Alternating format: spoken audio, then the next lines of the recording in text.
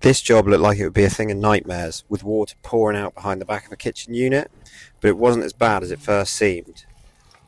Please like the video and subscribe to the channel for more fixes like this. This leak wasn't really showing itself until I took the plinth off. My initial thoughts was it's something to do with the pipes behind these two isolation valves, maybe one of the fittings close behind it. Once I'd cut off the back of the panel, after a bit of investigation, I noticed that there was this little drain off here, which was on the hot. The washer must have just disintegrated over time and started to cause it to leak as it was under mains pressure, and it was just pouring down into the floor. The only way the customer knew was he could hear a trickle in. Initially, I tried to tighten the drain off up, but I knew it wasn't really going to help because these don't just tend to come free and just leak. So it's worth a go if you can. Awkward to get in, but not too bad. Luckily, this one was off the mains, so I went straight into the road and shut the mains off, avoiding all the spiders. This little ratchet comes in real handy, especially for those tighter spots. And then I could just remove the head of the drain off to try and access the washer and see what was going on.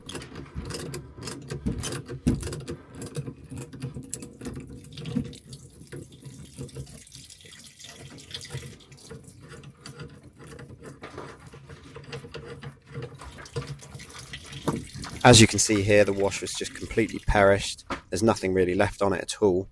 There's a small little nut here that holds the washer on. They're not always like this, but the older ones that are better quality tend to be. So the rubber had just disappeared. I then got a screw just to try and clear any of the washer out if any of it had been stuck in there.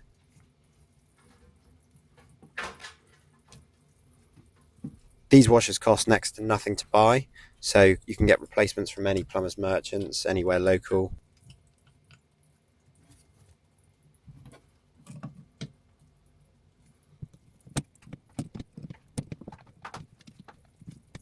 My plan was just to replace the washer just to get the water back on.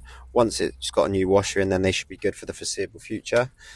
I removed this washer, cleaned all the area to get rid of any little bits of rubber that's all moulded onto the brass body. You need a nice flat surface. If the surface hasn't been cleaned enough, then the rubber washer might not sit down correctly and not create a good enough seal, especially with mains pressure. It can be a bit more awkward than if it's on gravity fed. What I used to cut the back of the kitchen cabinets was a multi-tool. They're a brilliant bit of kit. Anyone who's doing any sort of DIY or any work on their own house, having a multi-tool these days is critical in my opinion, because it gets in awkward positions where things like hand saws or skill saws, circular saws, jigsaws can't get, and you can just cut a section out of the back of units like I did in this case.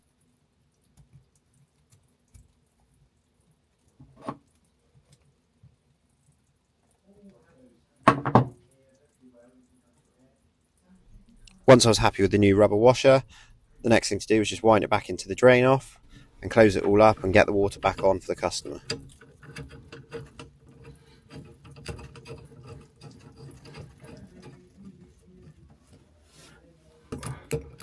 This little ratchet is brilliant. I use it on pump valves, on certain radiator valves, drain offs. It just gets into positions that adjustable spanners can't. Very good bit of kit. A lot of people rate this little tool. I will actually link it in the description of this video because it's worth knowing for anyone.